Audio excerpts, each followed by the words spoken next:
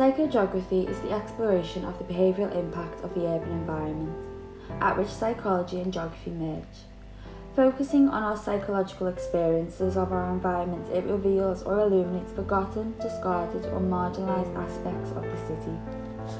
I believe that today's society is currently in the era of their self. We have all become so wrapped up in life that a lot of us sometimes forget to enjoy it.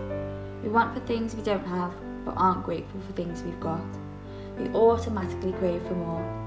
And although it's not always a bad thing to want more, we become addicted to wanting more materialistically. Technology has captivated us all. We see things on social media and we automatically feel like we need to have it. We're constantly comparing our lives to other people's and wishing we had what they had. We're always on our phones and we use them for everything in everyday life, such as work, music, to set an alarm, and even for directions to somewhere. People are discomforted by the thought of being alone in an unknown part of the city, or dread the thought of having to travel a far distance by walking. We've all become so less connected to ourselves, each other and our environment. Psychogeography is more than just an art form and has links into psychotherapy. Walking has been recognised for its strong benefits and its potential in therapy, as well as also being oftenly recommended as an activity for people who suffer with depression. Walking has an effect on us that's non-related to exercise. It allows us to walk at our own pace, to think, and just absorb our environment. Using the techniques used in psychogeography, it can challenge our behavioural routines, assumptions, and promote us to think more. It also makes us look harder at the world and ourselves, and helps us to understand them both better. For me, walking is the best form of therapy. Different environments bring out different thoughts and emotions, and whether it's healing from them or dealing with them, psychogeography helps to do that. So take a walk with me through the city as I try to create art out of psychogeography and therapy.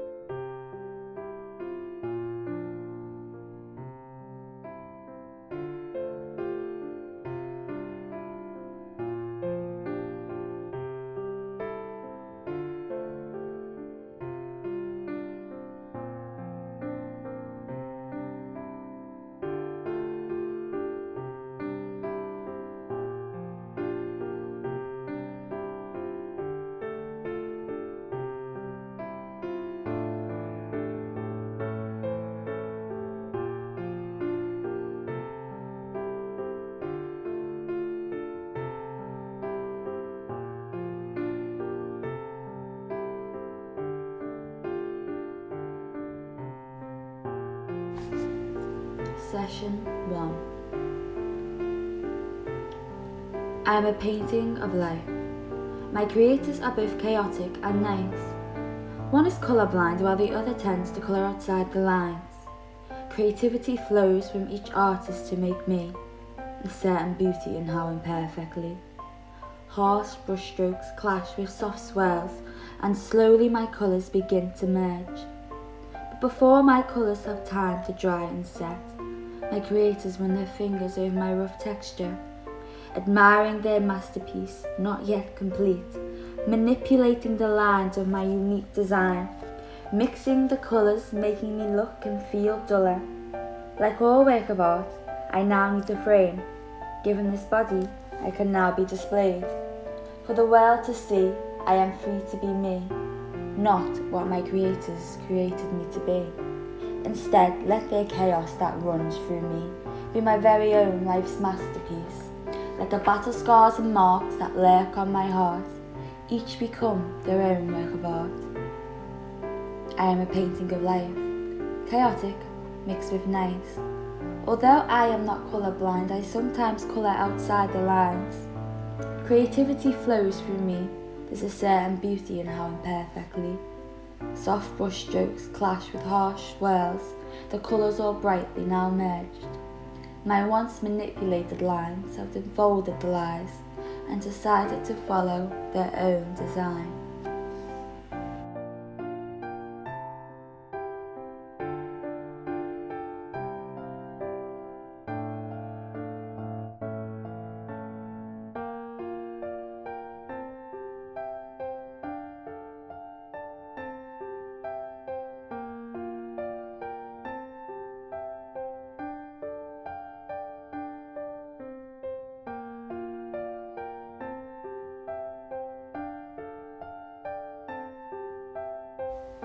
Session 2.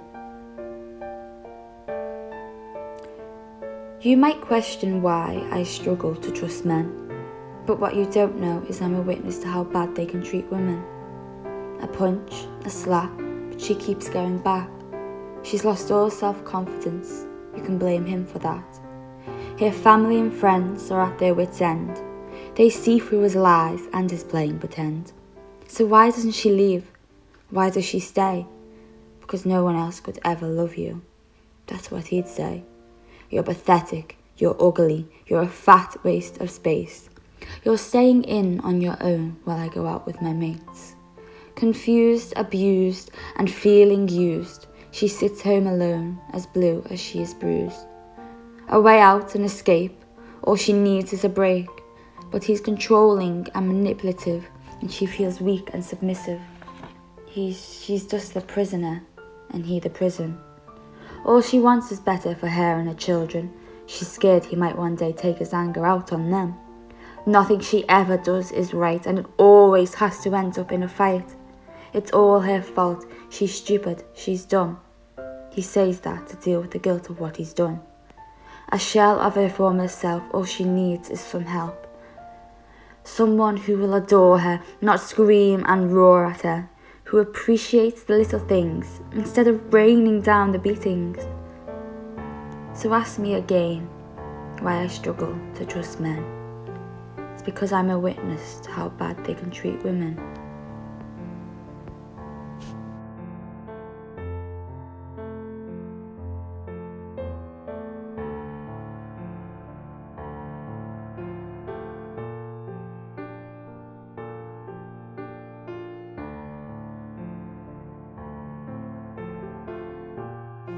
Session 3.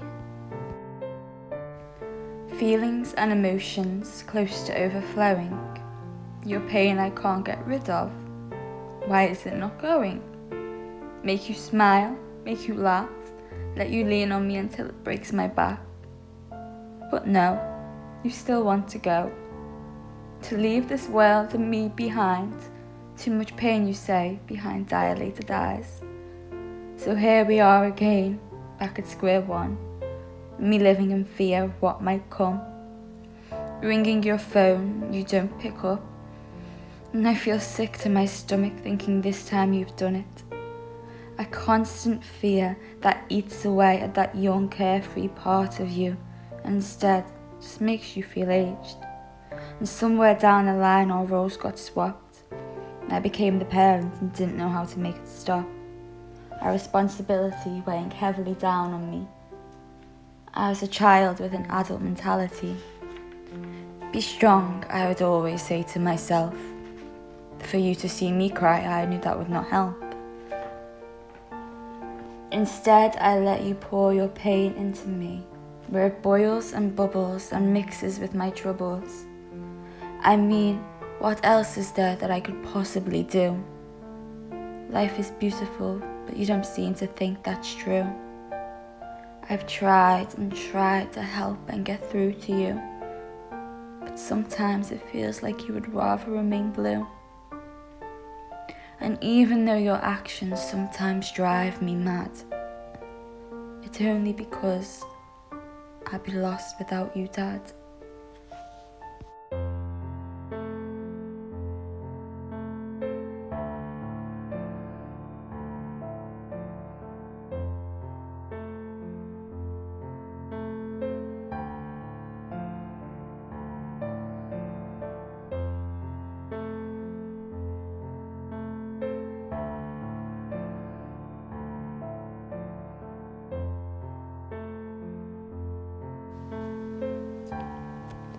Session 4.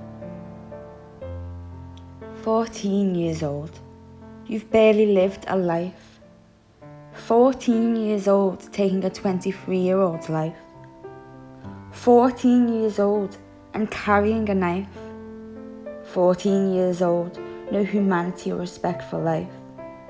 14 years old playing wannabe gangster. 14 years old, didn't mummy teach you to control your temper? 14 years old, causing a lifetime of pain. 14 years old, they should throw away the key when they lock you away. 14 years old, and ending a life. 14 years old, and you didn't even think twice. 14 years old, you've stolen a little girl's daddy. 14 years old, and took his chance to ever watch her grow up and one day marry. 14 years old, a whole life ahead of yourself. 14 years old, hope the rest of your life is hell. 14 years old, who created such an animal? 14 years old, and all you'll ever be is a criminal. 14 years old, you're only a baby. 14 years old, why did you take his life so viciously? 14 years old, and too young to be named. 14 years old, but young enough to be blamed. 14 years old, and it shocks people with horror, because at 14 years old, you murdered Connor.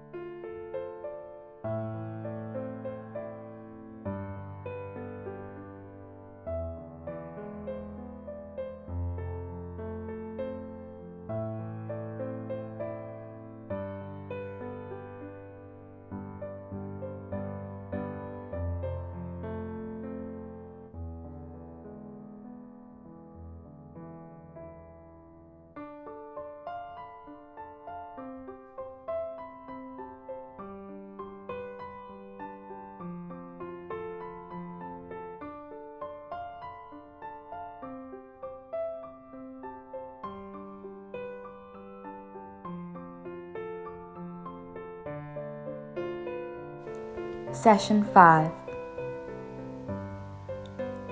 The sun comes up, we come down. Smoking, drinking, staying out late in town. Partying until all hours. Drugs and alcohol give us magic powers. And back to the gaff. She was getting in the first taxi back. If you've got the keys, you don't have to wait and freeze. And back at home, we start to lose control. Someone's laughing, someone's crying. We're all a bit mad, there's no point in lying. but all the fun times that we have, they lift me up when times are bad. And all the memories that we have together will last me a lifetime and forever. And some of the stories we could tell, I don't think it will go down with the parents too well. And whenever I look back to the past, there's one thing for sure. We all know how to live fast.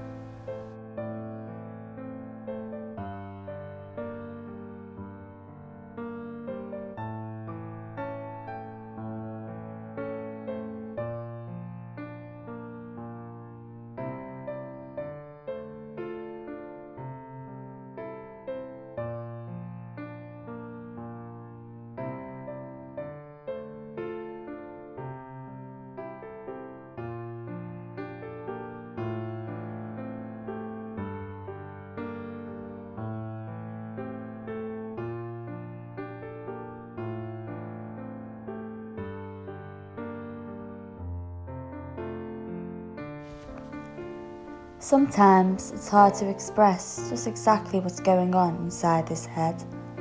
And sometimes I can't catch my breath from all the thoughts and feelings I'd much rather forget. Sometimes I don't want to get out of bed. I'd rather just lie there and sleep all day instead. And sometimes I don't know what to do next, and life can be sometimes feel like a mess. Sometimes I like to pretend that life is perfect and all my troubles have come to an end. And sometimes it would do me good to remember that this too shall pass, as nothing lasts forever. And sometimes life can be beautiful, especially in the eyes of my niece and nephew. And sometimes I feel so alive, and other times I might fake a smile. And sometimes life can be difficult, but that's why you have friends and family to pick you back up. And sometimes I find it hard to talk. So thank you for listening while I opened up on this walk.